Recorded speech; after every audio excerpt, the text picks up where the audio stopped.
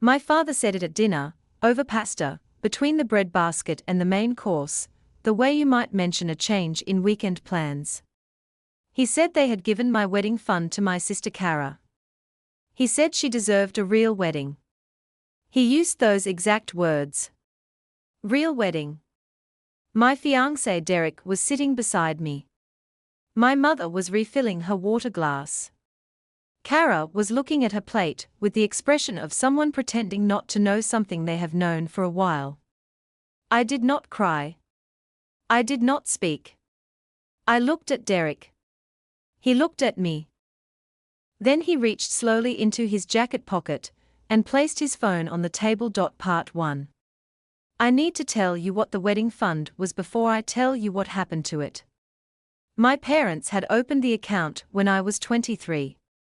My father had called it a promise. He sat across from me at the same kitchen table, where he would later explain its disappearance, and he said, "We want to do this right for both our girls." He said it with the specific warmth of a man who believes he is being generous and wants to be recognized for it. My mother nodded beside him. I thanked them and meant it.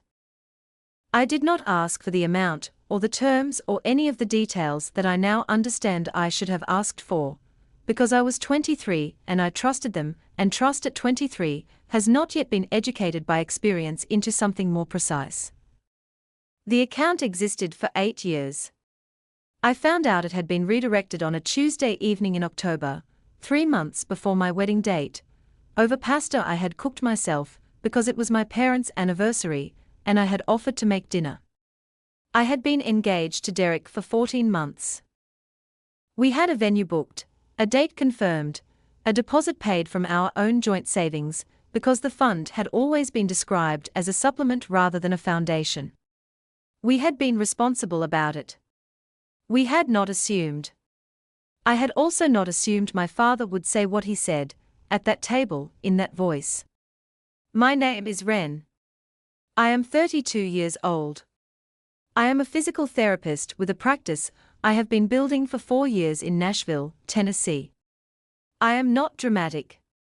I do not make scenes. I grew up in a family that valued composure and presentation and the appearance of harmony at all costs, which meant I had learned to process difficult things quietly and continue functioning, a skill that served me professionally and cost me personally in ways I am still accounting for. Derek is 34. He works in technology investment, specifically in identifying and funding early-stage companies in the healthcare sector. He is precise, understated, and does not discuss his professional life at social events unless directly asked, which means most people who meet him socially have no particular sense of what his work involves or what it represents financially. He had met my parents 11 times over the course of our relationship. They liked him in the mild, adequate way they evaluated most things connected to me: present, acceptable, unremarkable. They did not know what he did in any specific sense. He had not offered and they had not asked with any real interest, which told you something about how they had categorized him from the beginning. My father's announcement arrived between 2 ordinary sentences. He had been talking about a neighbor's fence dispute, and then he said it, and then he paused as though he had said something reasonable that required a moment to land rather than something that required a response. He said they had transferred the fund to Cara's account 6 weeks ago. He said Cara's wedding was going to be bigger than originally planned, and the venue she wanted required more than she and her fiancé could cover, and the family needed to come together. He used the phrase "come together." He said it with the particular authority of a man who has already made a decision and is announcing it rather than discussing it. My mother said, "We knew you'd understand." She said it before I had responded at all. She said it as a given. A settled fact. The family's operational assumption about me, stated plainly and without apparent awareness of what it revealed. Cara looked at her plate. She was not sorry. I want to be careful about this because it would be easy to make her the simple villain of the moment, and she was not quite that. She was a woman who had grown up in the same household I had and had learned, as I had learned, how the family's resources and attention were distributed. She had learned it from the other position, the receiving one, and had accepted what she received the way anyone accepts favorable conditions without examining the mechanism behind them.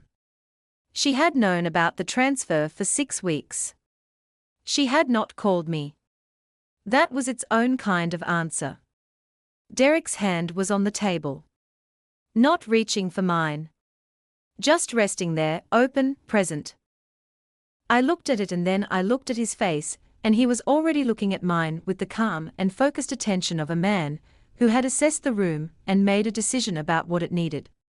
He reached into his jacket pocket. He placed his phone on the table. He said, "Should I tell them what I do for a living?" Kara's smile disappeared. Kara's smile disappeared because she knew. That is the detail that mattered most in that moment, and I did not fully understand it until later. Derek and Kara had spoken at length at my cousin's birthday gathering 4 months earlier, while I was in the kitchen helping with the food and Derek was being sociable in the easy, unperformative way he was sociable. She had asked him questions, the way Kara asked questions when she had identified someone worth knowing more about. He had answered with his usual brevity, technology investment, early stage, healthcare focus, and she had asked follow-up questions that indicated she understood the field and its implications. She had said nothing to my parents. She had let them make the transfer. I sat with that understanding in the seconds after Derek placed his phone on the table, while my father's expression moved through several things in rapid succession, and my mother set down her water glass, and the table held the specific silence of a room that has just tilted on its axis. Kara was looking at Derek now. Not at me. At Derek, with the expression of someone watching a door close on something they had decided not to mention at the relevant time. My father said, "What do you mean, what you do?" Derek said, "I work in technology investment. I fund early-stage companies. Mostly healthcare sector." He said it the way he said everything, evenly, without inflection, without the addition of a single unnecessary word. He named the firm. It is not a household name unless you work in a specific industry, at which point it is a name that means something very precise about scale and compensation, and the kind of decisions that get made about significant amounts of capital. My father recognized it. I know because his posture changed in the way posture changes when information reorganizes a person's understanding of a situation they thought they had mapped. He had categorized Derek as adequate, as acceptable, as the unremarkable but pleasant partner of the daughter who did not require much investment. He had done this with the casual confidence of a man who had been making these assessments his entire life and had never particularly needed to revise them. He was revising. My mother looked at my father. The look contained a question. His expression answered it. She picked up her fork and set it down again. I want to tell you about the pattern, because the phone on the table was not the beginning of the story. It was the moment the story became impossible to continue in its current form. I was 6 years old when I first understood that Kara's needs had a different weight than mine. Not in language. In the arithmetic of a Tuesday afternoon when both of us wanted the same thing, a particular afternoon with my mother, a specific kind of attention, and my mother had looked at both of us and moved in Kara's direction. I had found something else to do. I had found something else to do so many times over the following 26 years that the finding had become automatic, a reflex so well developed that I had stopped registering it as a loss and started registering it as just the way things were. The pattern had a shape I can describe now with clarity. Kara's school events were attended. Mine were attended when schedules allowed. Kara's preferences organized vacations. Mine were factored in when they aligned. Kara's setbacks produced family mobilization. Mine produced gentle acknowledgement and the unspoken suggestion that I was capable of handling things, which was true, and which had been weaponized so consistently that capability had become a reason to receive less rather than a reason to receive accordingly. When I was 25 and finishing my doctorate in physical therapy, my parents came to the graduation ceremony. We had dinner afterward and my father made a toast. The toast was warm and brief and moved, within 2 sentences, to a mention of Kara's new apartment and how proud they were of how she was settling in. I raised my glass. I smiled. I had learned very early that the correct response to being overlooked was to make it easy for everyone around you, which protected them from discomfort and cost you in ways nobody ever calculated. The wedding fund had been the clearest version of the pattern I had ever seen presented so plainly. We gave your wedding fund to your sister.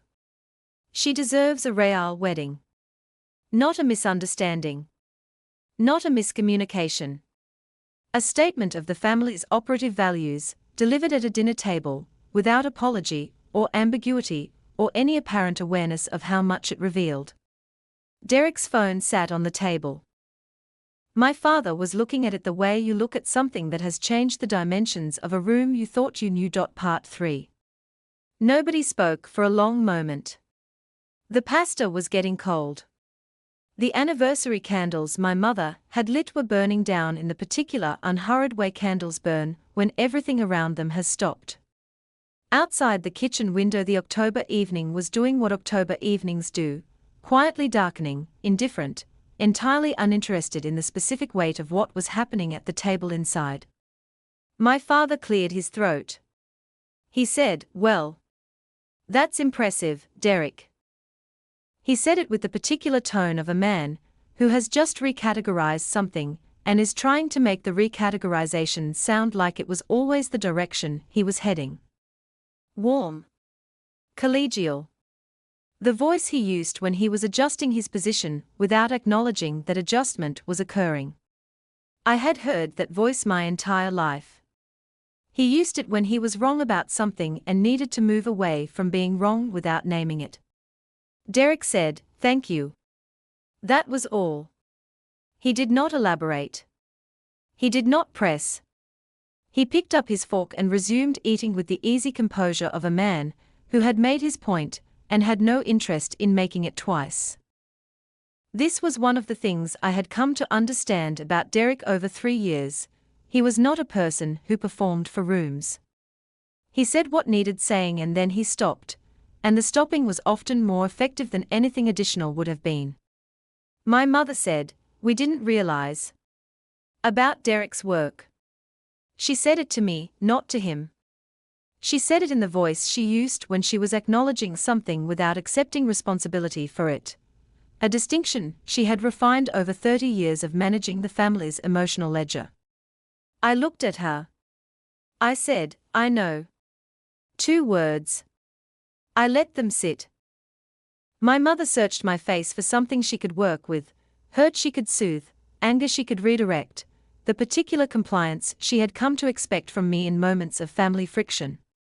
She did not find it. I was not performing composure.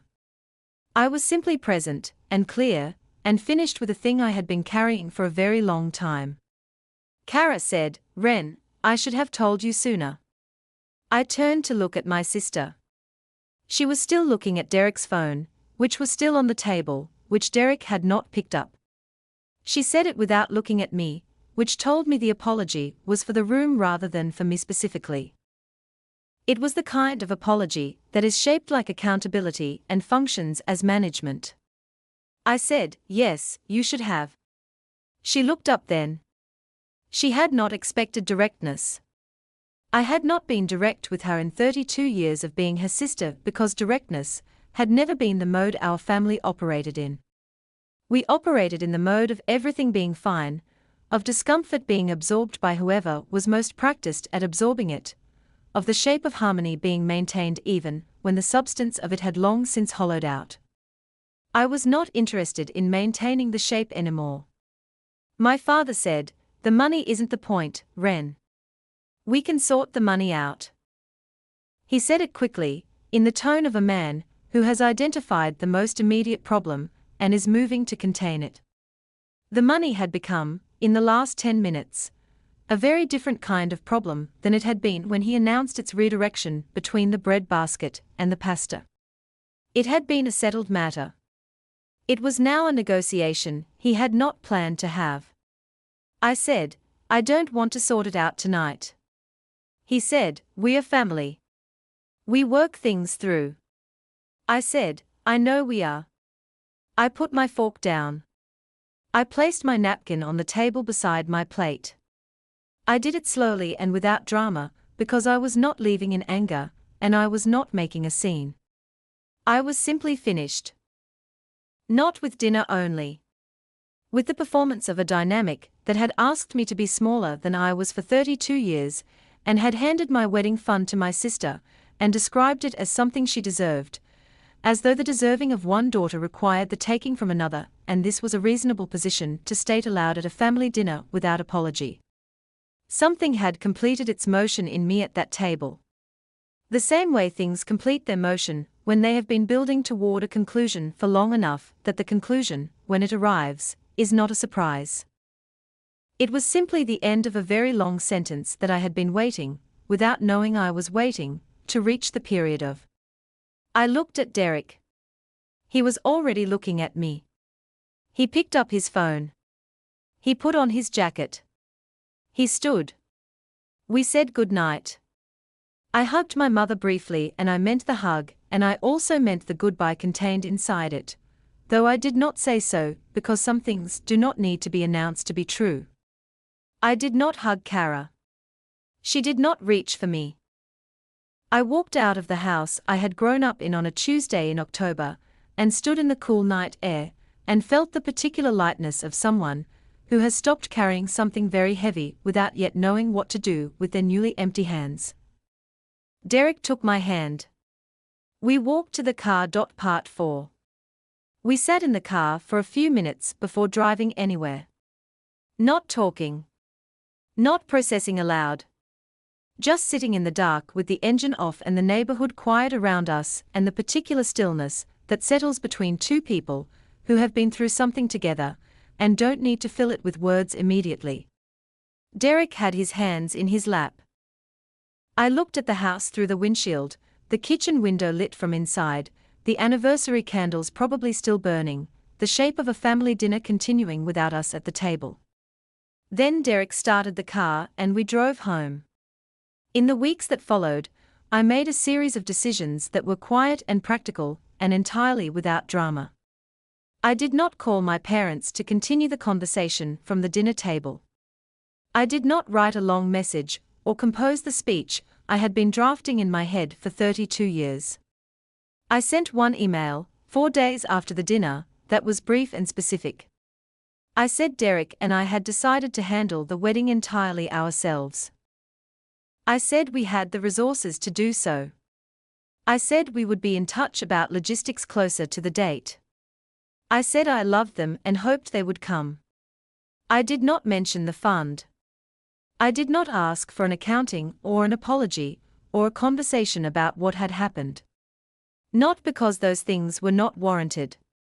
Because I had spent enough of my life managing the emotional comfort of people who had not extended me the same consideration, and I was choosing, with full awareness, to spend my energy on something else.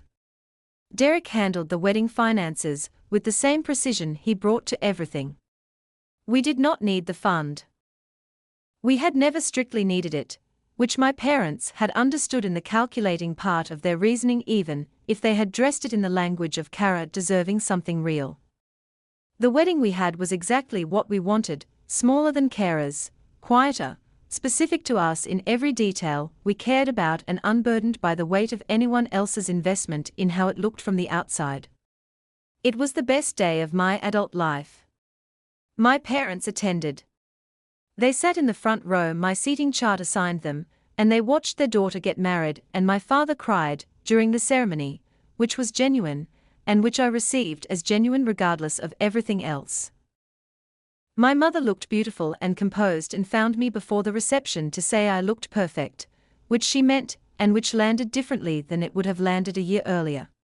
I thanked her and meant that too. Kara came with her fiancé. She and I moved around each other for the day with the careful warmth of two people who have arrived at a new configuration of their relationship and have not yet decided what to call it. She caught my eye once during the dancing. She raised her glass slightly. I raised mine. It was not reconciliation. It was something more honest than that, an acknowledgement of where we actually were rather than where we had always pretended to be. I did not hear her fiancé mention Derek's firm that day. I noticed she did not introduce him to Derek at all, which told me she had made a calculation and landed somewhere more careful than the place she had been in October. The practice continued to grow. I hired a second therapist in January and a third by spring, which meant the daily shape of my work shifted from doing to leading, which was a different kind of satisfaction, and one I had not fully anticipated. Derek's work continued at the pace it always moved, steady, significant, mostly invisible to people who did not know where to look. We had dinner on Thursdays with a couple we had known for years and brunch on Sundays in our kitchen, and the ordinary, unspectacular rhythm of a life that had been built from the actual materials of two people rather than the projected expectations of anyone else. My parents called regularly. Monthly, roughly. The calls were warm in the ambient way of people who love each other and have agreed without saying so to not examine certain things too directly. My father asked about the practice. My mother asked about the apartment we had been looking at. Neither of them asked about the fund or the dinner or the email. I did not raise any of it. There was nothing left to raise. The account of what had happened was accurate and complete and required nothing further from me. Kara's wedding was in March. Large venue. Extensive photographs posted in the days following. She looked happy in the photographs in the way people look happy when a thing they wanted has arrived. I sent a gift from a registry she had shared and a card with a genuine note inside it. I meant the note. I did not attend. Not as punishment. Not as a statement I was making to anyone. I had a conference that weekend that I had registered for months earlier, and I went to the conference and learned things that improved my practice, and came home on Sunday to Derek making dinner in our kitchen, and the particular feeling of a life that was exactly the size it was supposed to be. Derek had never told my parents what he did for a living in any formal or elaborate way. The phone on the table had been enough. Just the name of the firm, said once, in the even voice he used for everything, and then the fork picked back up and dinner resumed. He had not needed to say anything more. He had not wanted to. He had made a single precise move in a room that required one, and then he had let the room do what rooms do when accurate information enters them. I thought about that dinner sometimes. The pasta cooling. The anniversary candles. My father's voice saying she deserves a real wedding like it was a reasonable sentence to say to another daughter at a family table. The way Kara had looked at her plate. The way my mother had already assembled my understanding before I had spoken. And then Derek's hand. The phone placed on the table. The question asked in the calmest possible voice. Should I tell them what I do for a living? He had not done it to humiliate anyone. He had not done it to make a point about money or status, or the specific miscalculation my parents had made about who they were dealing with. He had done it because he had sat at that table and watched something happen to me and had decided, in the quiet way he decided most things, that the room needed one piece of accurate information, and he was the one who had it. That was it. That was all. The practice had good light in the mornings. My patients came in and worked hard and left better than they arrived, which was the point and which never got old.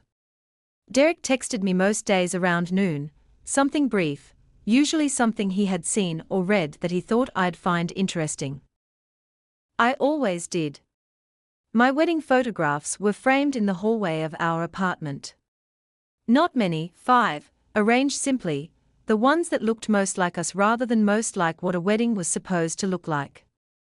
One of them was just our hands, mine and Derek's, his fingers around mine, taken in the moment just after the ceremony ended and before anything else had begun.